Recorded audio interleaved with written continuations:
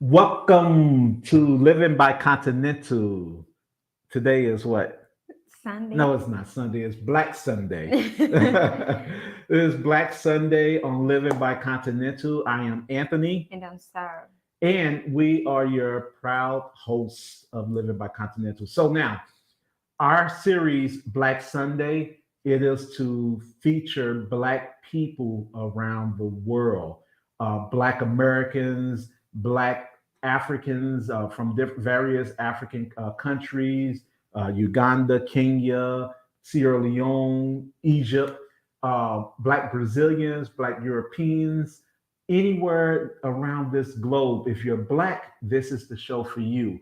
So we're the purpose of Black Sunday is to show that the world over, we as Black people were pretty much the same. We have a lot of similarities. Mhm. There are some differences, Yep. but those differences are not enough to break us, Mhm. to break us apart. We have differences, but we have more Yes, similarities. Yeah. yes. So we want to highlight and bring to you guys a fresh, something very fresh, showing you Black people, your brothers and sisters around the globe, and how do we connect? How do we unify with one another?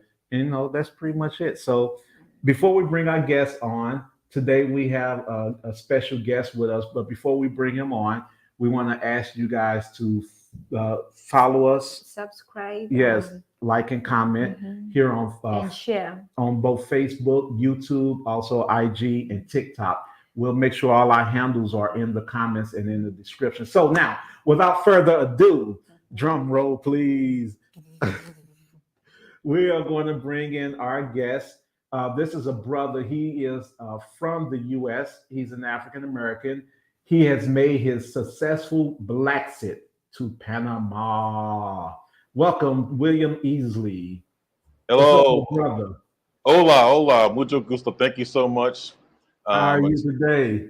I am fantastic, sir. Doing very well. Enjoying the weather here in Panama. It's another beautiful day. Oh, stop showing off. Stop showing off. Please, we're in the U.S. right now. What's the temperature? But the 41 thing is, degrees. he's enjoying. But we're not. It's okay. Okay, send us some sunshine. Do that. But we're happy that you're enjoying the beautiful weather in Panama. Um, Tropical, correct? Very, very tropical. So Okay. I live on the Pacific coast in Panama, about an hour and a half away from Panama City and the main international airport. And the temperature here averages about 82 to 86 degrees a day. Jeez.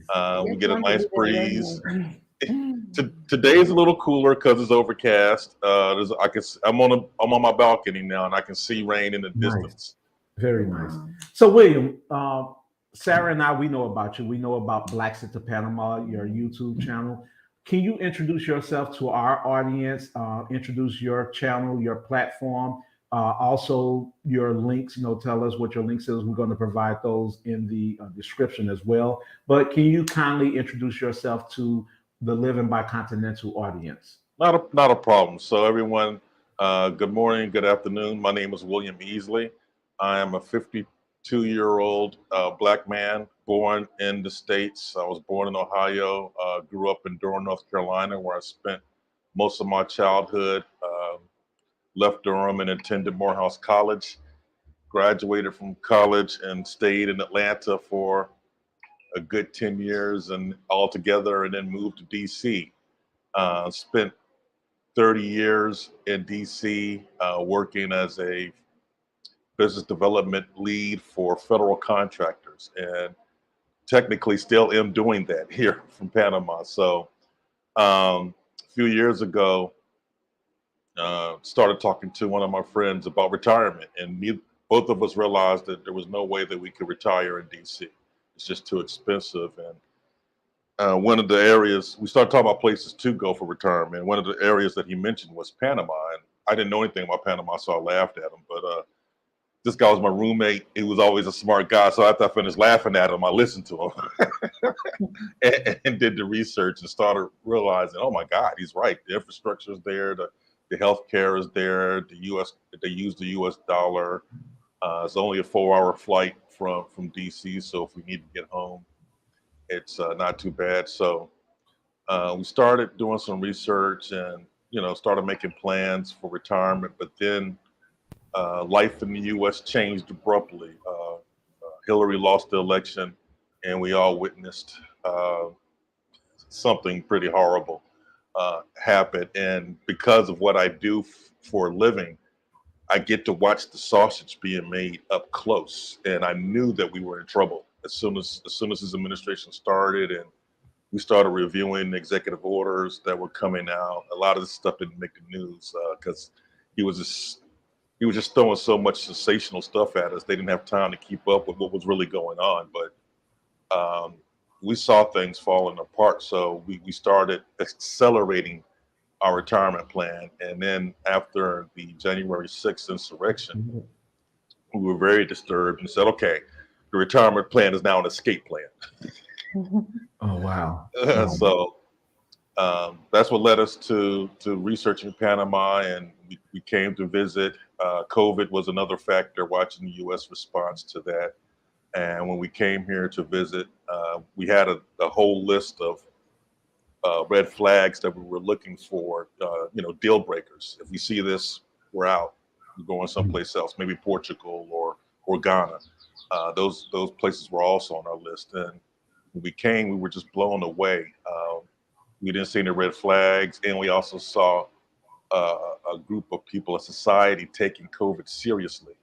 They were doing common sense measures, and it was amazing to us to see a smaller country. And I'm nervous about using the lexicon of the system in America that has oppressed us, but what they would consider a third world country or second world country, having the resources to put some of the commonplace measures in for COVID, like temperature check stations and hand sanitizers and areas to disinfect your feet as you walked in, and they were able to keep going and beat COVID much better than we were in the States. So we felt safer here, and we accelerated our plan and moved a few months later. So throughout this whole process, my friends, my family, everybody's kind of like, are you crazy? You're gonna leave the US? You're not built for life outside the US. Wow. And I'm like, I don't know. People, the most common thing was the culture. What are you gonna do about the culture? And I'm like, well, what culture are you talking about? Are you talking about the culture where I'm getting harassed by police all the time? Or the culture where I'm being targeted by these major banks for subprime home loans? Or, which culture are you referring to? So we had to show and prove to our family and friends that we were making a good decision, because they hadn't heard of Panama either. And Lord knows my mom is like, oh my God, you moved to Central America.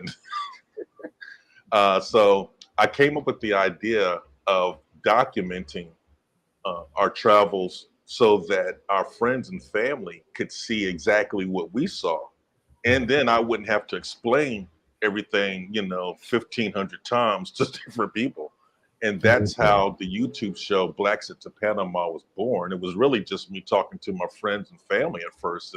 And I posted to YouTube, and the response was tremendous. I was like, oh my goodness. Let me continue to do that. And the response has been tremendous. I'm floored by the response, and I'm honored by the response. And now, I run into people in Panama, expats to watch the show, Panamanians that watch the show. I've had people from Canada come up to me, and, while we're eating brunch, and say, "Hey, Big Will, I recognize you from your show, and we love your show." So I wanted to leave breadcrumbs. It was important to me to leave breadcrumbs for my friends and family so that they can follow us here, because life here is lovely. We feel guilty sometimes about how our life has changed and the lifestyle that we live now in Panama, and knowing and seeing on social media what our friends and family are still going through. So that's why we started the show. It's on YouTube. My channel is Big Will TV. It's pretty simple, BIGWILL TV. You can search for that, or Blaxit 2 Panama, and it's the number 2. And, Okay. I do shows twice a month, and We're all about showing you what life like is here, what kind of things we get to do here because of the lower cost of living and the easier access to travel, learning the language, grocery shopping, all the things that you're going to run into as someone who's either visiting or becoming an expat. Okay. So that's part of the question I want to ask. Like, can you tell us about Panama? Like, is it a big tourist destination? So Panama is a beautiful destination. We're right on the tropics. We're on the tip of Central America. So Colombia starts South America. Panama has a gorgeous topography or geography. You can have beaches, you can have mountains, you get jungle, you get waterfalls. It's possible to dial up your climate here in Panama based on the elevation that you live in. So there are people that live in the mountains that never have to run their AC or heat. Here on the beach, on the coast, we run our AC in the afternoons when, like 1 o'clock to about 4 o'clock. But the rest of the time, we can open these windows behind us and windows on the other side of the unit, and just let the air flow through. Panama City is a marvel. It's like a Dubai of the Americas. It is modern. The infrastructure is good. The best way to describe it is like South Beach on steroids. You got modern skyscrapers, and one of the things I love is Panama allows their architects more freedom. So we have some really unique looking skyscrapers. There's one building that's called the El Tornillo, or the Screw, and it's twisty all the way to the top. And it's amazing every time I drive past that building. As far as tourists go, Panama's economy is based on the canal, so they haven't really spent a lot of money in tourism, and that's kind of cool because we get tourists from other places, not from the States. Okay. I see Germans, South Africans, Africans, Australians, New Zealand. A lot of people from Japan come here, but not so many Americans. And then people, of course, from Central and South America. But I think that's changing. Panama is starting to pump money into the tourism business or tourism marketing, attracting people from the States. And in fact, let me put this out there. Copa Airlines, the national airline of Panama, has a new program where they offer a free layover for flying anywhere they go. And that free layover is up to 7 days in Panama City. So Are you serious?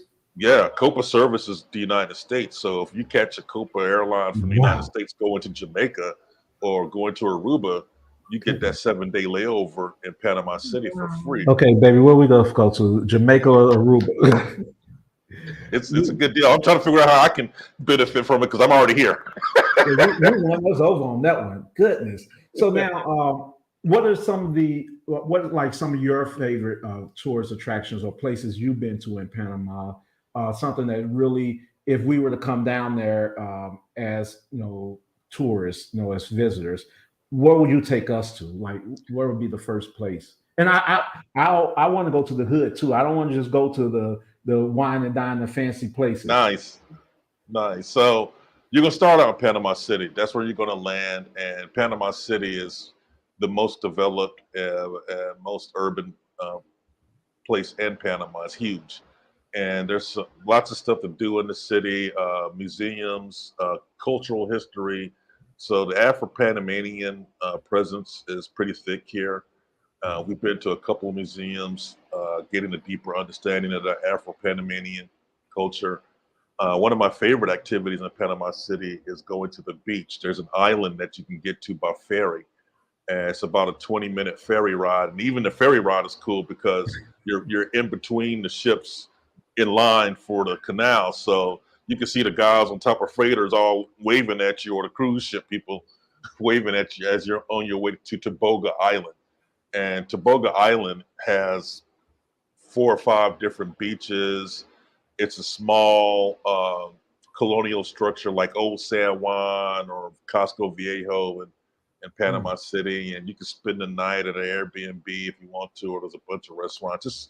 it's really a great day trip. We spent a couple of afternoons there. Another day trip that we love is visiting the San Blas Island. So one of the cool things about Panama is that it's a pretty narrow country, and we're on both oceans. We have the Pacific on one side and the Atlantic on the other side.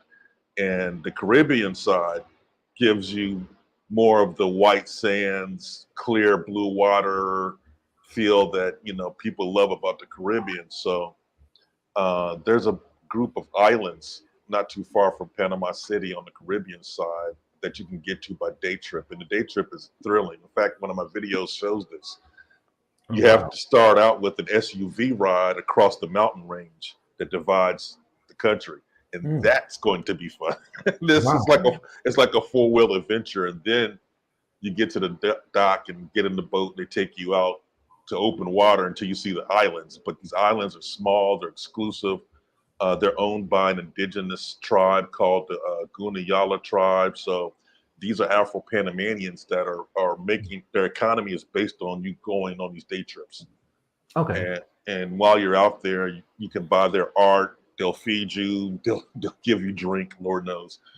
And you can buy, you know, clothing or artwork and everything. So it's a really good look. There's so much to do here. We've been here almost a year and we're still getting our feet wet. It's amazing.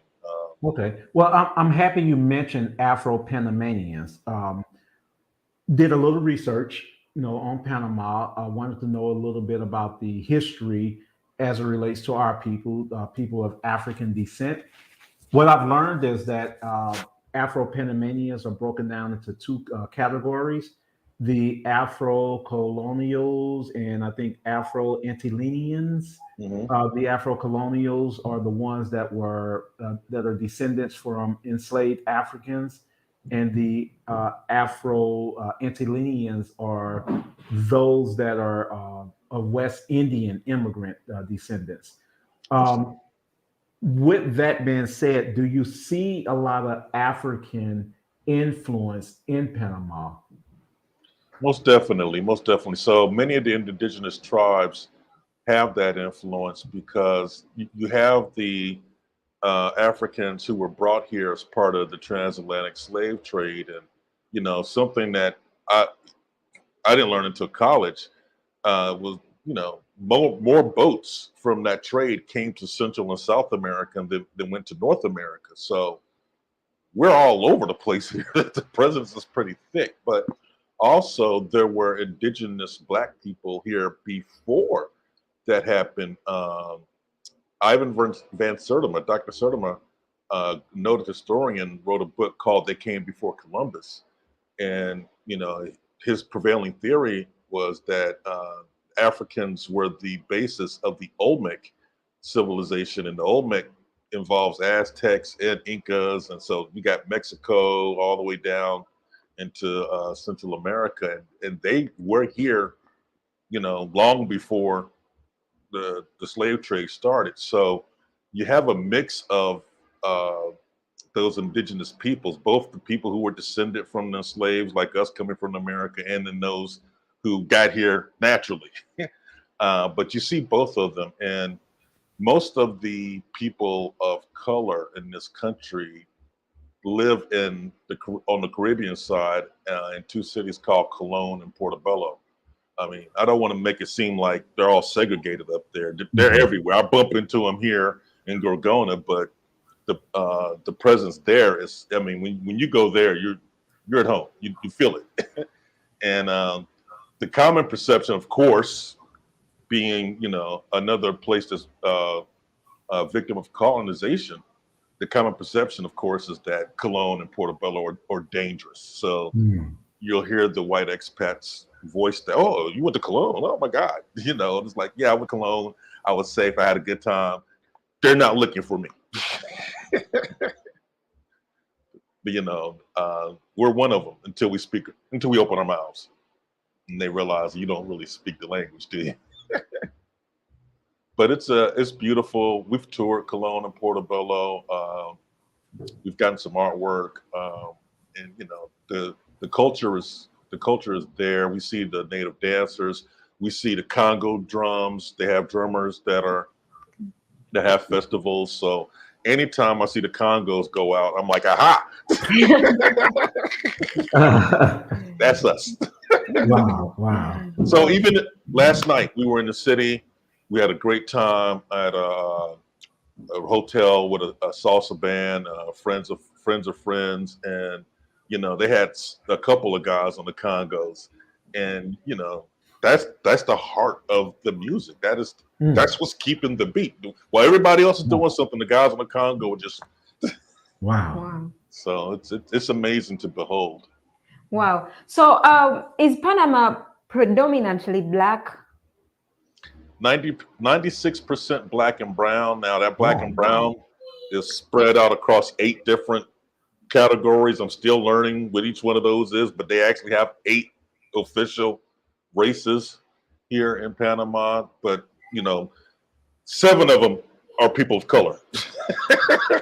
Wow. Only one is reserved for Europeans. The other 7 are basically it's a rainbow. It goes by shades, and some of it is based upon exactly what you were talking about with the indigenous versus the enslaved. I just haven't learned all the vocabulary to describe it. Wow. So what's the process of getting citizenship residence there? Pretty easy. So when we started the process, we were they have several visas. One of them is called the Friendly Nations Visa. I believe Panama is one of the easiest places on the planet to get a visa. And when we started the process last year, the only requirement for the Friendly Nations Visa was to make a $5,000 investment into the Panamanian economy. So you put $5,000 into a bank account, show them proof, and they'll give you the visa. They also have a visa called the Pinchionado Visa, and that one is geared towards people who have some kind of Social Security income, some kind of guaranteed income. If you have a settlement, you won the lottery, or you have a settlement from some lawsuit, or you're on Social Security, as long as you can prove a guaranteed $1,000 per month, they will give you a visa. And it's a very quick process here, maybe 2 or 3 months to go through getting the visa process. Once you're here, you have to be in country to start the process. But many people fly here, start the process, and then go back to the States to while they're working on the process, and then they come back to pick up their paperwork and everything. But let me make sure people understand that Friendly Nations Visa has changed. It's changed. It's no longer $5,000 investment. Now it is a $200,000 investment and buying property. So they're starting to mirror some of the other Caribbean islands and making sure that folks are really invested in the country. They do have a big problem with expats who try to stay here indefinitely as illegal. So they're really pressing people. You can spend 6 months here on a tourist visa. And that tourist visa is just your passport, your U.S. passport. You can come here, spend 6 months, leave for 4 days, spend another 6 months, and just keep that cycle going. And there's people doing that. But that becomes so exhausting, and it could become so costly as well. It does. And now you don't have to go back to your own country for 4 days. You can go next door to Costa Rica or Colombia to do the same thing. But Canadians are doing it, Americans are doing it. They're really trying to crack down on that and make people, just like in the States, we want people to go through the proper citizenship process. That's what Panama is trying to do now. So I've only covered 2 of the visas. There's got to be 5 or 6 different visas. Example, they just created a digital Nomad visa, which is perfect for remote workers. You get 18 months here on the visa, as long as you can show proof of your employment in the U.S. So it's a pretty sweet deal. Yeah, that's amazing. It's a pretty sweet deal. A lot of people would be chasing that digital nomad visa. A lot of people would be chasing that. I was interested in it, but we want to stay here long term. So I'm like, what am I going to do in 18 months? But both of us do remote work. We're not retired. I know a lot of people see articles. They love to post articles about retirement in Panama is one of the best places to retire. I'm here to tell you, it's one of the best places to live. Of course, of course. And we're going to get into the work that you guys do. Now, you are there with your spouse, correct? You're there with your Yes. wife. Okay. Yes. And where's your wife at the moment? She's in the bedroom doing something. She's like, nope, no screen time. She's So like, how does she? What's her feelings of Panama? How does she like it? she loves it. I couldn't be here if she wasn't Okay. with the program. You know, when we sat down and did our red flags list, she led that red flags list, and you know, like at the top of it was critters. She's a DC homegirl to her heart. She doesn't camp. She doesn't do bugs. She doesn't do birds. Right. And Panama's full of life. So was there a tug of war? Was there one of you that it took longer to convince to go to Panama, or was both of you guys on the same page day one? I was more into it than she was. She was unsure. So part of it was my wife had never moved, never lived outside DC. I mean, we lived in a suburb of DC. So there was the leaving home for the first time, and then there's the leaving the country for the first time, and that was all boiled into one. But she's a trooper. I mean, once we came down for the site visit, and she saw what we could do, and it became real. I mean, we did so much research. We watched a lot of videos, and we had an idea that this was good. But once she saw it, she was all in. It was difficult to sell the house and to get rid of, the downsizing stuff. There was a lot of emotion attached to that. Okay, I can understand that. So, what's like the social life like that side in Panama? Like the night, family, dating, food? So we live a pretty quiet lifestyle here on the coast. Where we are is rural compared to life in DC or Panama City. So it's laid back, it's slow. We have plenty of food options. We can walk to restaurants in our neighborhood. Driving is not too hard. I mean, we go maybe 4 or 5 miles tops to get everything that we need to get. Shopping centers, grocery stores. We have access to sushi, Italian food, Panamanian food, Mexican, Chinese, Caribbean, you name it. So where we live is a pretty expat heavy area. A lot of people choose to come to this area, and it's also a resort area for Panamanians. So lots of live music. Like I said, we were doing salsa last night. We have a good network here. There's a Facebook group called Black Expats in Panama. Okay. It's a wonderful resource for people looking to move to Panama or looking to get more information to Panama, and also for meeting people in Panama. So if you're going to do a visit, I would encourage you to join that group, get engaged, ask questions so that you'll know people when you get here. When we came in April, we knew 10 people that lived in the building that we were staying in. Are you serious? Very serious. That's amazing. And 2 or 3 of them from DC. And all of that happened because we were engaged on Facebook in that group and asking questions. When I moved to Uganda, my wife knew some people down there. I'm joking. She's from Uganda. Right. She's from there. It's her family. I followed her there. So, no, I wanted to kind of add on to what Sarah asked you about the social life. You had mentioned the social media group. What type of culture is it in Panama? You come from the U.S., you know that, especially in Black America, we don't have more so of a marriage culture. We have more so of a dating culture. What is it there, that you see there? I know you're a married man, but I'm saying just from what you see from the locals, is it a more so of a dating type of culture or environment, or marriage? It's definitely family oriented. So there's a heavy Catholic influence here. So they get married and have babies. Wow.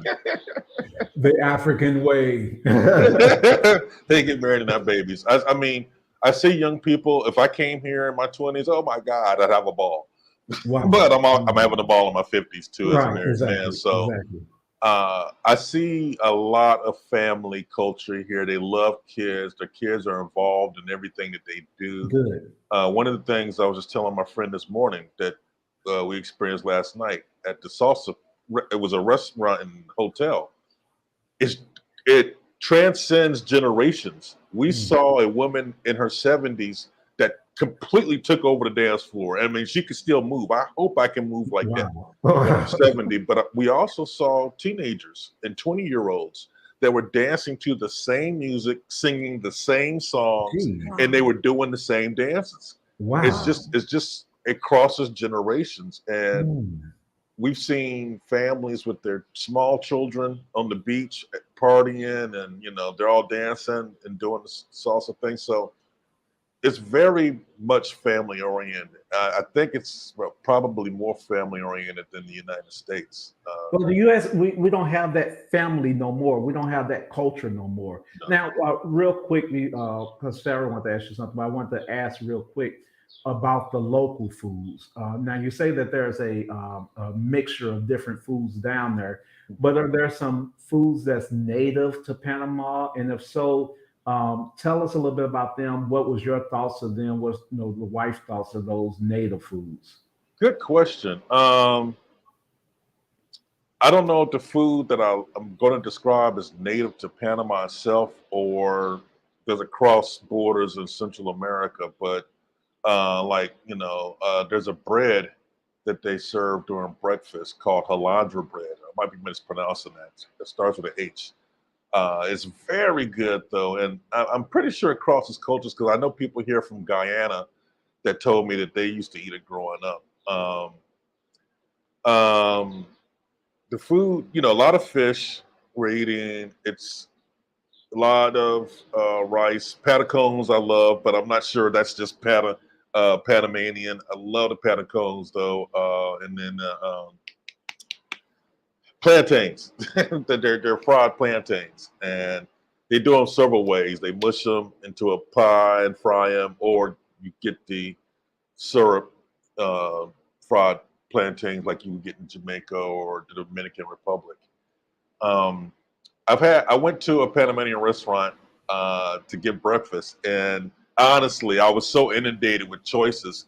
I need to go with a Panamanian to serve as a guide to let me know what to order because I was like, okay, that looks like sausage, and I'm a country fat boy, so let me get the sausage. The service has been fantastic. We get our fish fresh. There's a fisherman village right on the other side of our unit. We get to see on the other side. We get to see them go out in the morning, and that afternoon they're at the market in the city, and I'm buying the fish from them. So, that's a change. Eating fish that was swimming that morning. That's a huge sea change for us. Wow. Wow. So let's talk about economics. Like, what's the leading industries there? Oh, good question. I'd have to say banking. From what I've seen, it looks like they are really focused on the banking and international finance piece. Maybe tourism comes in there. There's a lot of day tours. Rainforest, jungle tours. But I'm gonna go with the international finance, and there's oh my God, there's a boatload of hotels, but even more banks, and then the canal. The canal employs a lot of people, and that's just the main source of income for the nation. Every ship coming through the canal pays. So. Okay, so what about the natural resources? They're good with the natural resources. They're very ecological friendly here, but they're okay. They do some things really well as far as protecting the environment, and then some things they're learning, like the recycling. We do see some areas where the trash pickup is late, and I know some expats think they just throw the trash on the street, and that's not really what's happening. they have a designated area for their trash, and they put it where it's supposed to be on the day that it's supposed to be picked up. The problem comes in with the trash collecting companies not doing what they're supposed to do, because there is some corruption going on, local politicians, bribes, and all that good stuff. I haven't learned everything about that, but I can see some of the results of it. So you'll get some trash piling up in some places. They're doing a much better job of that, I understand. They've done the roadside, adopt a road or highway campaigns and get everybody out there cleaning that stuff up. They're doing a better job with their waste management water solutions. I just happen to have a friend who's moving here, and her specialty is waste management, so we've been discussing that. But everything's green. The biodiversity is huge here. The water is clean. It's safe to drink. We still get bottled water for some reason. Go figure, but it's safe to drink. So the natural resources are beautiful. I'm not sure what their leading agricultural product would be, but they grow a lot of food here. The vegetables are plentiful. My access to fresh fruit and veggies has gone through the roof. Just being here, and it's not processed. So when I buy chicken, it was kind of a shock, because I'm like, well, what's wrong with that chicken? It looks so small. And it's like, oh, wait a minute. That's the way chicken's supposed to look. That's the real chicken. Wow. The chicken here is just Huge. unbelievable. It's just too big, so that's one of the things I really love in Uganda. That's one of my guilty pleasures, is the local chickens. Even our son, for his 3-year-old birthday, his third birthday, we got pictures of him holding his local chicken. So it's really amazing. Now, and they got all the spices in Uganda too, right? This is my spice right here, my Ugandan spice. Nice. So, let me ask you. You had mentioned waste management, and you say that you have someone that just recently got there. You guys are talking about waste management. Are there really good investment opportunities for foreigners there in Panama? I would say yes. I also have another friend that recently immigrated here who is involved in a project just like that as we speak. So he's going through it. He's meeting the local officials, and they're trying to get involved. I think there's definitely opportunities for that. Some of the companies that have existing contracts are from outside of Panama. So Panama is open to that. I think one of the things that I like about Panama is that this is not an environment like the States, where the entire system is set up to either deny you access or to hold you back. Okay. I see people starting businesses here and thriving, be they restaurants, Airbnbs, spas, movie companies, all kinds of things. So I see expats coming here and getting, getting their business on. Now, Panama does protect some professions for Panamanian citizens. So, if you want to come here and start a business, that's a better route than coming here and expecting to do whatever it is you used to do in the States. Because until you become a citizen, if you're an engineer, for instance, you're not going to be an engineer here until you become a citizen. If you're a doctor, you're not going to be able to practice until you become a doctor. Until you become a citizen. Talking about investments, can foreigners buy land or real estate there? Yes, you're allowed to buy land and real estate. However, I had a real estate business on the side in the States, and I have not purchased real estate here because the laws are different. One of the things that is holding me back is that foreigners don't get the title to the land. So you can buy the house. So is it a lease or is it a purchase? Like in Uganda, if you buy land, if you're a foreigner, you only can lease it for 99 years. But if you're a native or you have some type of citizenship there, then you can buy land. But if you're not, you can only lease it up to 99 years. I don't think Panama makes a distinction of it being a lease. They will let you buy the land. You just won't own the title. And they don't have the same type of title industry to go through and do all the searching to make sure your title is free and clear. Okay. And that's one of the things that's holding me back, especially along the coastline. So I can't remember there's so many miles along the coastline where they're never going to give you the title as a foreigner, because they don't want foreigners owning the beachfront That makes property. sense. I can Makes a lot- understand that. Makes a I lot can of totally sense. understand that. So Now, people buy condos, but I'm like, why? I don't understand, because there's no tax advantages other than locking in your rental rate or your mortgage. now let's talk a little bit more about you, about the man, William. So while you're in Panama, I mean, you gotta still eat. Now I know you say that that you still operate doing your job or whatever. So tell us a little bit more about how do you earn a living while you're there in Panama? What do you do? You say you work remotely. Kind of pull us in with that a little bit.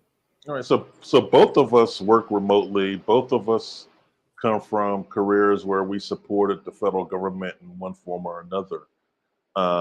My career has been running business development for federal contractors. So now I do that as a consultant instead of being directly tied with a company. I use my relationships and my knowledge of the bureaucracy to help my clients navigate that space. So I'm able to do that fully remote through video chat, emails, text messages, and so forth. So that's working really well. I let go of my real estate business. I thought about doing that. I have the ability to do that if I wanted to after becoming a permanent resident. But I don't know the land here well enough to do real estate. So I may invest in something. My wife, she's a contractor, so she works for a private company that has federal contracts supporting the federal government, and she's an IT specialist, doing work with SharePoint and website development, and she supports one of our defense agencies. So when we first thought about Blaxit, she also has a security clearance. So when we first thought about Blaxit, that was one of the issues. Both of us knew that we were going to have to reinvent our current roles in order to make this work, because I was tied to a company and was like, okay, it's time for me to go out on my own so that I can call the shots. But then for her, can she navigate logging into a Department of Defense network every day from outside the country? And it turned out the answer was yes. Okay. So her company, once she told them that she was leaving, they moved heaven and earth. They were like, no, we need you. We're going to let you stay, because we knew the cost of living here was so lower. Both of us were willing to get remote customer service jobs just to keep everything going. I mean, right. We sold the house, so we had some money saved up and everything, but just to keep income coming in, we were willing to do that. But it turned out that neither one of us had to do it. So that was wonderful. Yeah, we're very happy, very blessed. And Panama does not tax U.S. based income, so we only have to pay taxes once. And we're able to access our money here. We send money from the American bank to the Panamanian bank, and are able to do things here. So it's working out really well, and I would encourage people to take a look at it. Again, the cost of living here is drastically lower. Our monthly expenses are around $3,000 a month, and the biggest part of that is rent.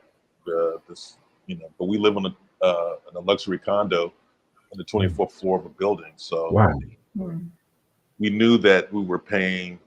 So you said you had about $3,000 a month. Yeah. What was you at in the U.S.? Oh my God. All together, the mortgage, 2 car notes, debt.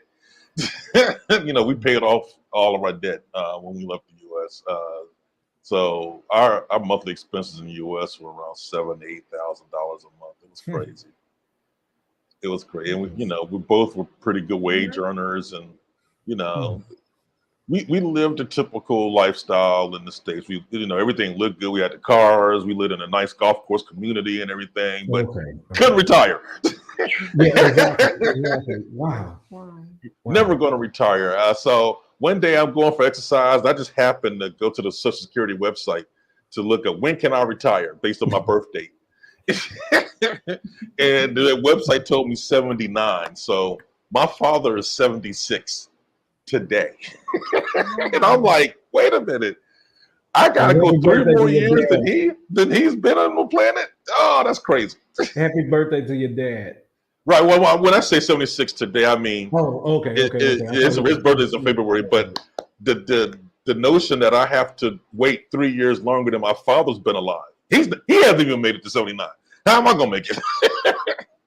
So that was just, it was laughable, and then there were other things, other financial considerations went into it, but here, the cost of living is easy. Again, our rent is our biggest expense. The electricity is pretty low. Our cable is low. Well, we have internet service that we pay $40 a month for high speed internet. That's good. Wow. That's very good. Our cell phone plans are low. We have Panamanian phones. Both of us on the same account, and it's $40 for the whole thing a month. Very good.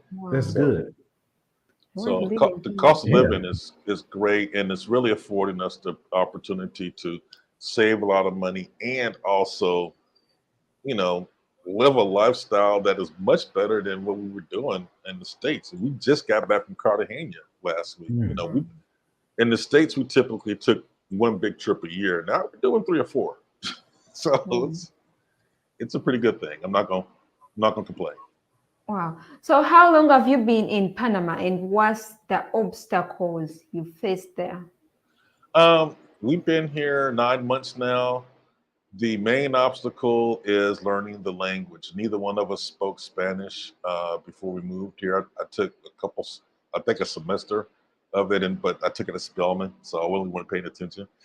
I was just looking at the scenery. It's the language. We've been getting by. We live in an area where Panamanians are used to expats, so a lot of them do speak English. But we're trying not to depend on that. We are in their country. We have no expectation that people we run into are going to speak our language. So, before we go into a place to do something, we'll sit in our car and pull up Google Translate and practice saying whatever it is we need to say in order to get something done. But it hasn't held us back. I've dealt with housing issues. I've had medical issues since I've been here, and been able to get through everything. And by the way, the access to healthcare is great. It's absolutely fantastic. So that's the biggest concern for me. Is the biggest obstacle is the language. Okay, I got another one. My car was in an accident. They do move kind of slowly compared to the United States. So the McDonald's generation, I want my Big Mac right now. You're gonna have to wait. Right. You're gonna have to wait. So as long as you practice a little tranquillo, calm, and patience, you'll be fine. But it is taking a while for them to move through the process. But I also believe that the language barrier is extending. My dealings with the insurance company. If I was a native language speaker, it would go much faster. Okay. Well, let me ask you. How would you compare life for Blacks in Panama compared to life for Blacks in the U.S.? It's night and day. My feelings are pretty strong on this. I think Blacks in the U.S. need to exit. I don't think there's much of a future at this point. I think let me start with this. Marcus Garvey was right. So that's pretty much going to explain my entire philosophy. I think what's going on in the States is demographic change. They know that people of color are outpopulating, the European folks. So they set up a system based upon majority rules, and everybody has access to the vote. But that system was only meant for white male landowners to vote, and now we're trying to expand it to everybody, which means they lose power. And I don't think there's any way they're going to allow that to happen. So the only two options I saw for, when I was doing my analysis for Black people in the United States was either stay and fight or leave. because there's never been a peaceful transfer of power from one ethnic group to another ethnic group in all of human history. It has never happened on the planet. There's always been violence when that happens. So I think I used to believe in a dream. Lord knows I worked hard for the dream, and Yes, sir. I was trained in the dream, Yes, and sir. everybody. But in order for me to continue to believe in the dream, I have to trick myself into believing that 21st century United States of America will be the first culture in human history to achieve that transfer of power. And I don't believe for a second that they'll do it. Right. So the life here is less stressful. I sleep at night. I'm not afraid of the police. Back in the States, in my experience as a young Black man in Atlanta, going to college, and then in DC, even working for Homeland Security, I've had more guns pointed at me by police officers in, traffic situations or whatever. It's not like I'm a gangster, right? just being Black in America and getting pulled over or walk into a store or something. I've had more guns pulled on me than I can count. Here, I do not fear the police because the police here do not kill their citizens. I've had I've been pulled over twice here, and both times it was very pleasant. Neither one of us felt stressed out. The cop never touched his gun. He never berated us. He was helpful. So it's less stress. We're not dealing with 1,001 daily microaggressions because of the color of my skin. No one's targeting me for subprime loans. I'm not being denied housing or opportunities to run my business or anything like that. So it's, I'm healing. I'm healing from 52 years of trauma. Yes, sir. And, the trauma inflicted on my father and ancestors before that, that's in our chromosomes. We actually, keep all of that in our DNA. So Yes, sir. trying my best to heal from that. So I think the vibe here for Black people is absolutely tremendous. It's just, and I'm pretty sure that's going to be the same for people, even if you choose, Uganda, Ghana, Portugal, whatever. As soon as you get outside the United States, I think life is going to get a lot better for you. I think you're going to miss out on some of the, we all watched Judge Brown Jackson get berated when we all know she's overqualified. So, we all grew up with that same mentality. You had to be twice as good to get the same thing. Well, I'm like, no, you don't have to be twice as good. You just have to live someplace else. You have to get outside that system. And then, you can thrive. I wonder if I had left the United States 20 years ago and come to Panama, where would I be now? Yeah. Without being held back and in so many ways, Wow. So are you permanently planning to stay in Panama? Yes, we are moving. So my wife is already a permanent resident. My process is taking a little bit longer. Yeah, it doesn't take long. How long does it take? So we came in July. She is picking up her cedula. That's her ID. She'll pick it up tomorrow. It's been ready for a week. We just been waiting to go pick it up. That's really quick. It's very quick. She got her temporary resident card within four weeks. She got her driver's license within the first 2 months. So it's a pretty quick process. It's easy to move to Panama, no doubt. That's what it sounds like. Right. It's a little harder for, okay, so one of the things necessary is an FBI background check. If you have something on your background check, it's going to take you a little longer. Okay. All right. So now, what I want to ask you, our culture, African American culture, is prevalent in pop culture. Real prevalent. Whether you're talking about hip hop, whether you're talking about movies, television. Although there's a lot of negative stereotypes, it's still there, and also in political disobedience.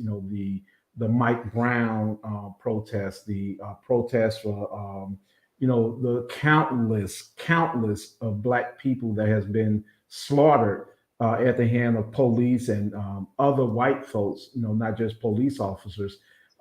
So now, with that being said, knowing that African American culture, the influence we have, um, do you see any of that African American culture influence in Panama? Yes, I see some of it. They know Beyonce. They don't.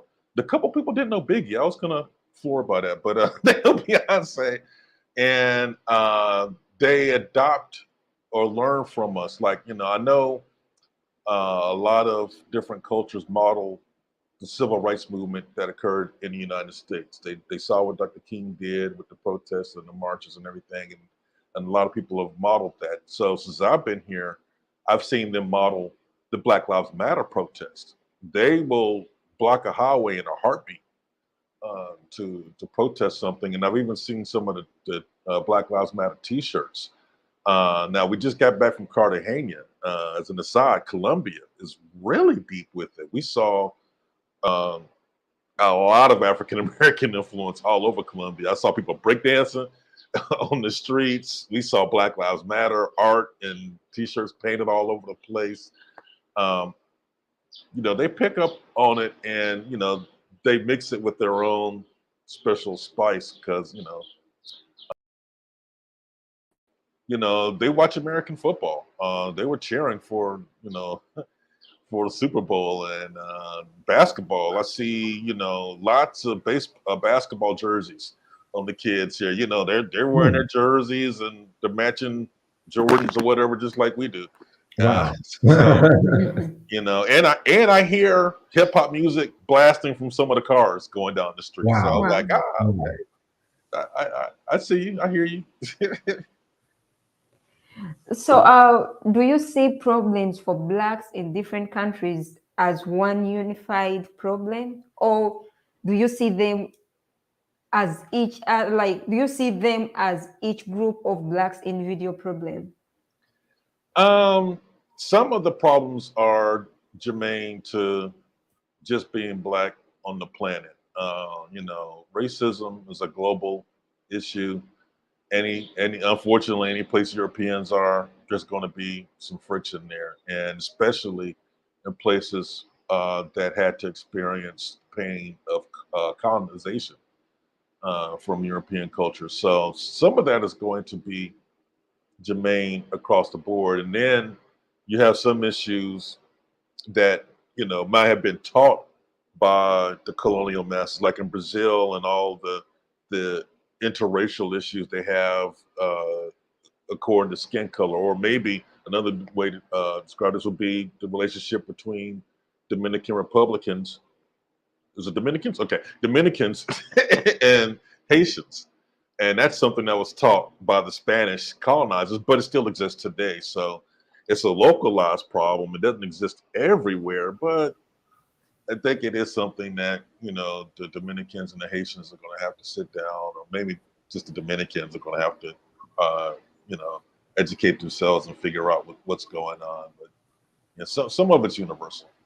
Okay. So let me ask, Will, how do you think Black people around the world, those in Panama, those in Brazil, Australia, how do you think we all can unite with one another? Very good question. We're all going to have to realize that we're all one big family, and we're going to have to free ourselves of some of the things that we've been taught by our oppressors that in order to divide us. As long as they keep us fighting with each other, we never go towards the true enemy. So, like one of the things I remember sticks with me.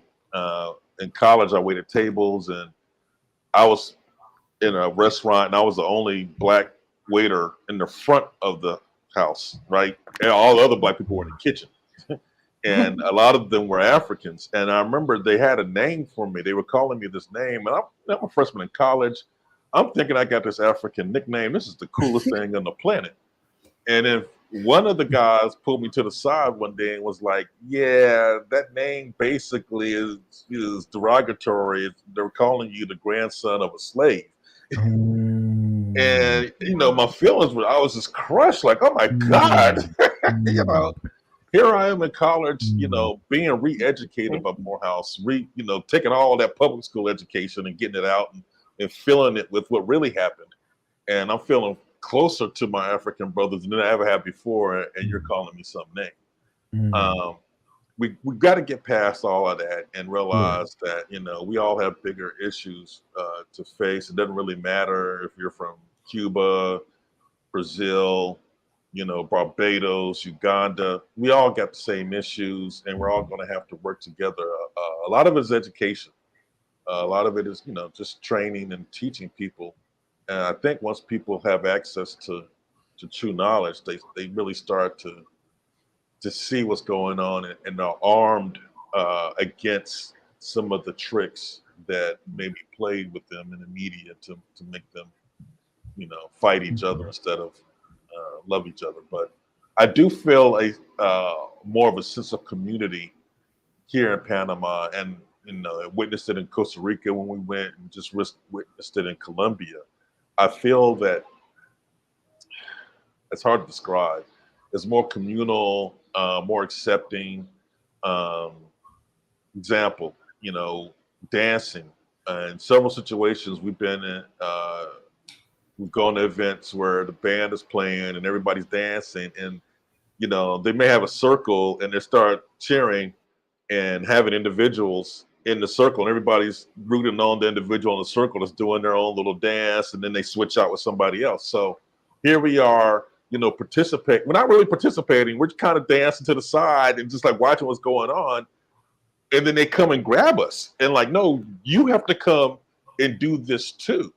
And at first we were like, no, kind of resistant, but like the sixth person was like, no, no, for real, you gotta do this. So when we did it and we were inside the circle, it felt so empowering because Wow. everybody's cheering for you. And it doesn't Wow. matter what you're doing, you felt good. And, I haven't experienced that in the States. In the States, if if they're doing a line dance, you're not dancing, they don't care. Right. Wow. Right.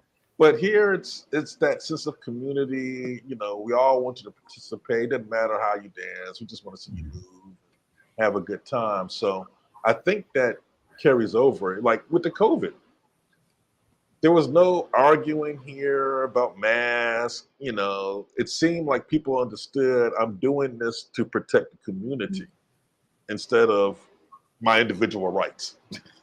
Wow. So what benefits do you think we can gain from coming together as Black people? Oh, if we come together, oh my God, there's nothing we can't do. We can build Wakanda.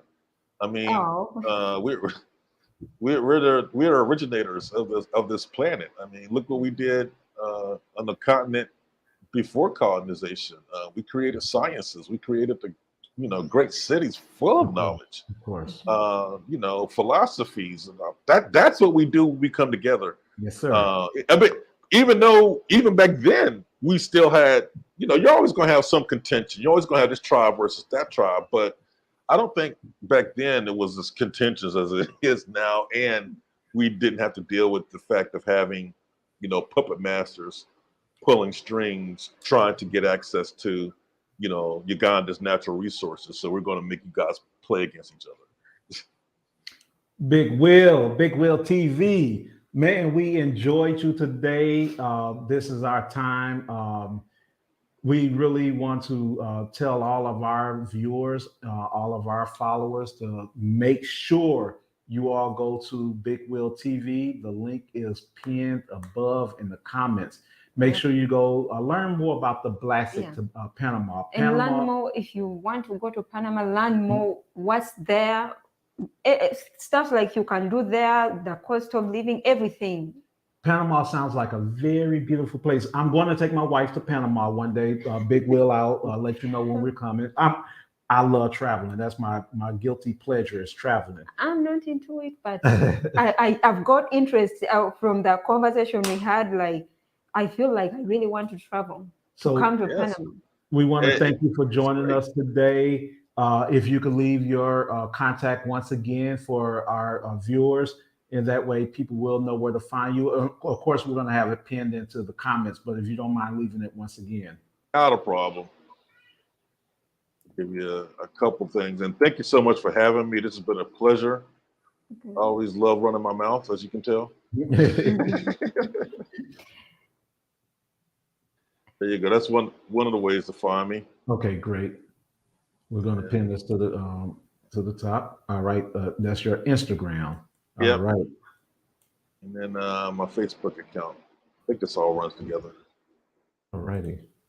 So that's the best way to get in contact with me. Shout me out, send me instant message, or you can pull up the YouTube show. I definitely read the comments and reply to comments and questions, and I want to be as helpful as possible because, again, we feel guilty. We're living well, and we want other people to be able to do this too. As you know, my friends always tell me, "It looks like you're living this long vacation." And I'm like, "No, this is just life. This is just life here." You know, the cost of living makes all this possible. You know, Yes, sir. I filled up on gas today. There's only a 20 cent per liter increase here. So my friends are like, "Oh my God, your gas only went up like that." Yes, yes. I keep trying to tell people it's a different cost of living. We don't have inflation. We don't have any of that drama. Well, thank you once again. People, make sure you follow Blaxit to Panama, and make sure you continue to follow Living by us. Continental. We are going to bring in different people. And if you have any country specifically where you need to go and you want to know more about them, we will make sure that you leave it in a comment so that we can invite somebody from there. Maybe who went there, who has experience from there, or that's a native from there. Yeah. You know, so that they can tell you more about where you want to go. Yes. Yeah. So as always, follow, like, subscribe, comment, Facebook, YouTube, IG, and TikTok. And share. And tell a friend to tell a friend to tell a friend. To tell another friend. All righty. Well, peace. Thank you. Peace out.